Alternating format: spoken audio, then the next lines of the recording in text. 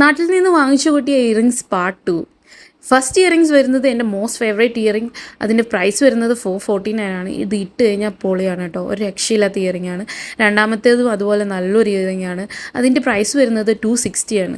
Third one ഒരു simple earring ആണ്. അതിൻ്റെ പ്രൈസ് വരുന്നത് 239 ആണ് കേട്ടോ. അടുത്തതെന്ന് വെച്ചാൽ എൻ്റെ മോസ്റ്റ് ഫേവറേറ്റ് വൺ 349 ആണ് എൻ്റെ പ്രൈസ്. പേളിൻ്റെ വെച്ചിട്ടുള്ള ഒരു ഇയറിംഗ് ആണ്.